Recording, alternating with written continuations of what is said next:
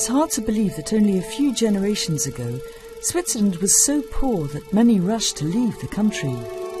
They sought better lives and opportunities in France, the United States, Argentina, and even distant Australia. That's changed. It's now home to global companies, international organisations, and a myriad of small and medium enterprises that deliver anything from bread to robots.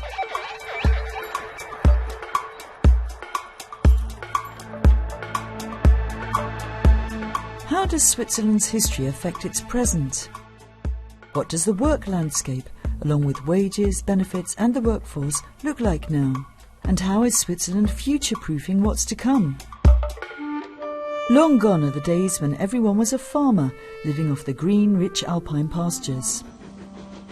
With industrialisation in the early 19th century came the first spinning machines, and St Gallen became a front-runner in the textile industry.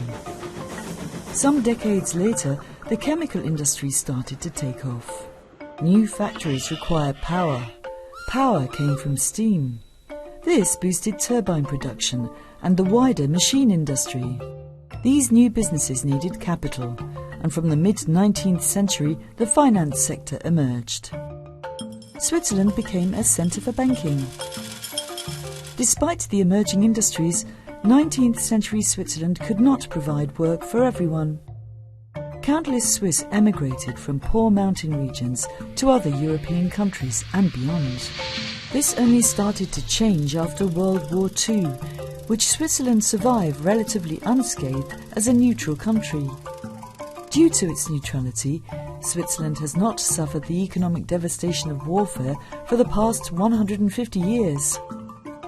The country has a strong economy, low inflation, low national debt and a low unemployment rate. But the strength of the Swiss franc, which once symbolised the stability of the economy, has become its Achilles heel. The stronger the franc against the euro, the less competitive the Swiss export industry is. This can lead to job losses. The Swiss National Bank has fought to prevent a surge in the franc's value during the pandemic.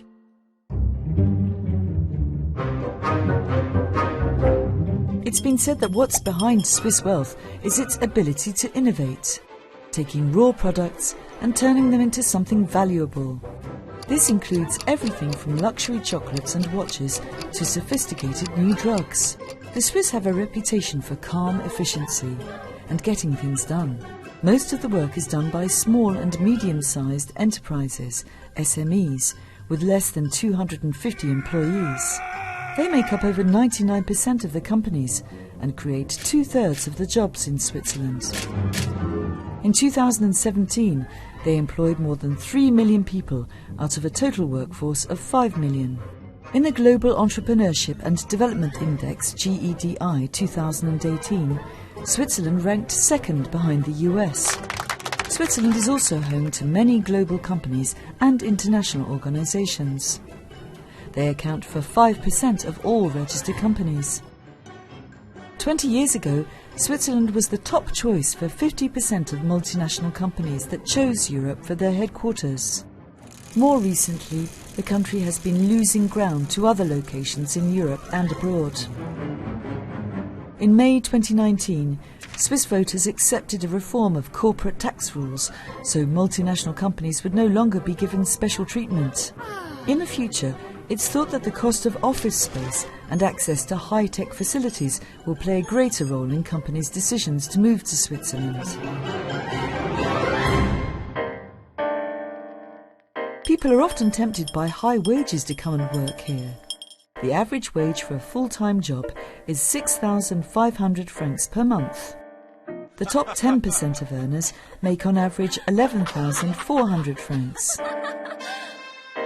Generally, people working in information services, finances and pharmaceuticals make a lot more money than those in the clothing or gastronomy sector. There are also regional pay differences. People in the southern canton of Ticino earn less on average than people in and around Zurich.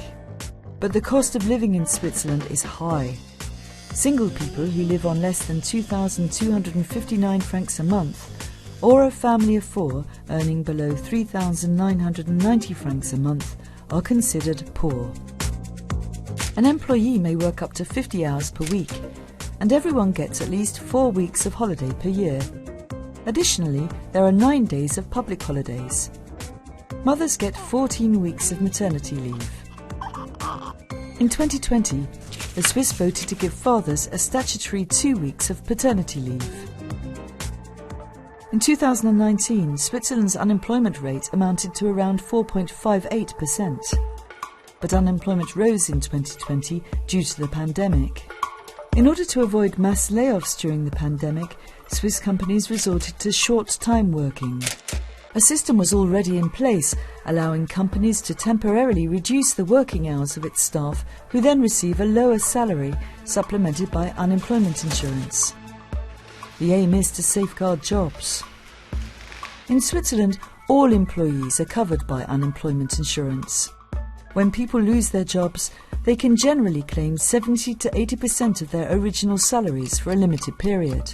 The insurance also pays for reintegration measures, such as training.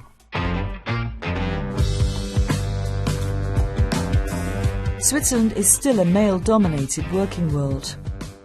40% of the working population are part-timers, and 3 out of 4 of these are women. Women are paid less, 12% less on average than men, and find it more difficult to pursue a career. The Federal Equality Office says 40% of wage differences can't be explained by variables such as professional qualifications. A new law requires companies with at least 100 employees to report on gender pay gaps. It's part of a government drive to reduce inequalities. Foreigners make up a third of the working population, so they are vital for the Swiss economy. The labour market is partly governed by bilateral agreements signed between Switzerland and the European Union. Jobs in Switzerland are open to workers from EU and EFTA countries. Many less qualified foreign workers take jobs in construction or hotels and restaurants, or as farmhands in agriculture. Others are highly trained, working for instance in hospitals or IT. About a fifth of foreign workers do not live in Switzerland, but commute across the border from Italy, France, Germany or Austria every day. Since January 2020, applicants for certain work permits in Switzerland have had to prove their proficiency in one of the national languages.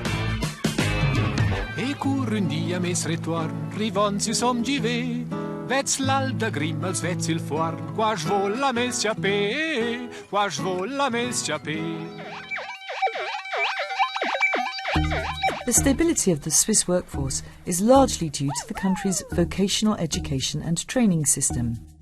2/3 of all young people coming out of compulsory education in Switzerland enroll in vocational training. This gives them a solid foundation in a certain occupation. It results in one of the lowest youth unemployment rates in Europe. What kind of jobs are young people preparing for? The International Labour Organization is warning of unprecedented transformational change in the workplace. This is called Industry 4.0, the current trend of automation and data exchange in manufacturing technologies. It's driven by new technologies such as artificial intelligence and robotics. Robots can't just barge in and expect the same wages, holidays and pensions as Swiss people, but they'd be welcome to join us for our 9 a.m. coffee break.